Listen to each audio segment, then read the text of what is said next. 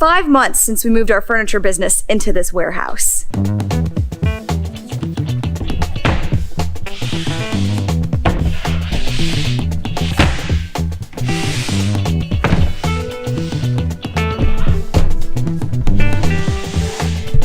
And we're in love with this warehouse. It allows us to do so much more than what we were doing in our garage and living room before. I mean, duh, it's a lot easier to ship and fulfill cutting boards when you're using a real table instead of an ironing board behind the couch.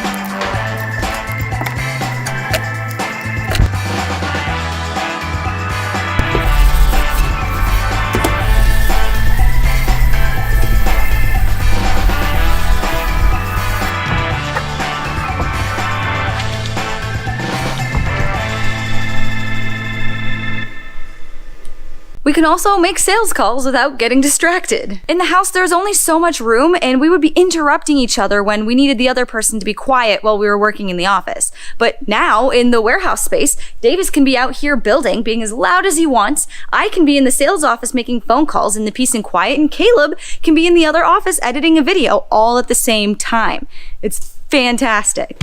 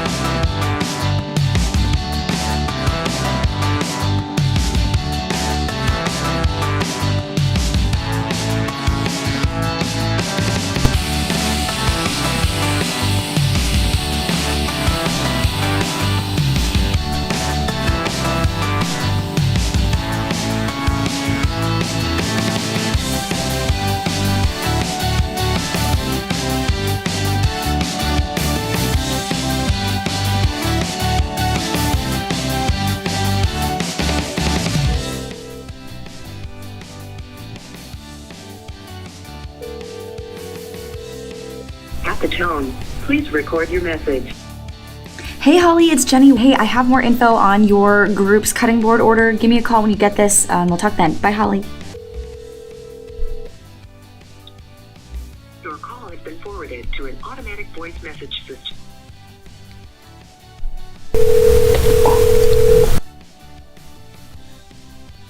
The mailbox is full. I cannot accept any messages at this time. Goodbye. Dude, that's the worst. Like, they can't even clear out their inbox. You've reached the voicemail system. Is your name, phone number, and a brief message? Hi, you've reached the voicemail for Steve. Hey, is this Lisa? Hello? It is. Hey, Lisa, this is Jenny. I mean, sure, we solved the problem of not having enough space, but now our biggest bottleneck is time. But we have to spend our limited time making money. I mean, we got employees to pay, we got rent to pay now, and so we need to be working in the business as much as possible. But in addition to working in the business, we also need to work on the business. So we have to also spend time working on the business. And that's a really tough balance to strike. How much time do you allocate to both? So that's the fear that we're following this week. The fear that we're afraid that we're not spending our time in the right places.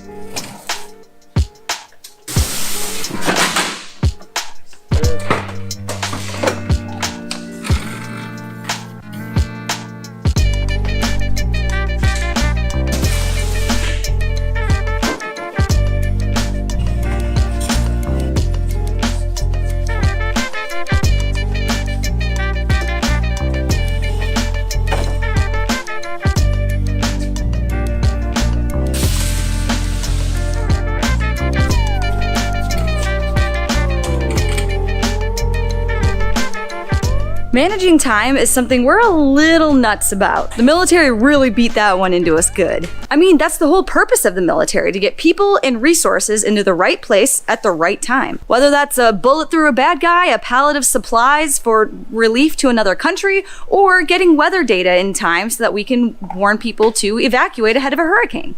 And because of our experience in the military, we're always asking ourselves, are we spending our time on the right things? Anyways, to bring all of this back down to earth, this week we are just trying to identify some things that take a little bit too much time and make some improvements on them.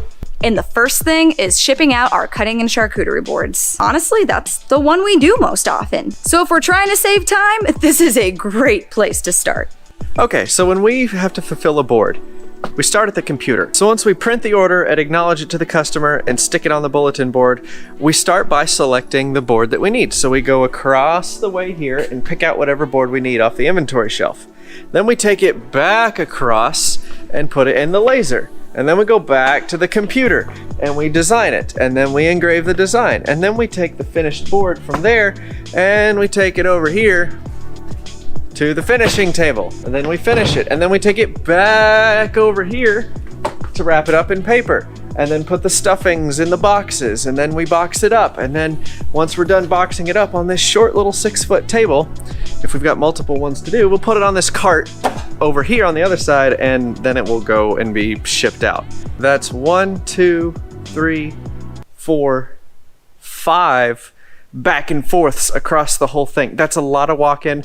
There's boxes everywhere, there's fans going, it's hot, and we're trying to film the whole time. It's just a lot of inefficiencies. It would be so much faster if it was all just one assembly line from start to finish. And since this is one of the procedures we do most often throughout the week, it's gonna save us a ton of time by streamlining it. That's what you've been watching us do. We're just rearranging the shipping and fulfillment area to be way more optimized to get things out the door quickly.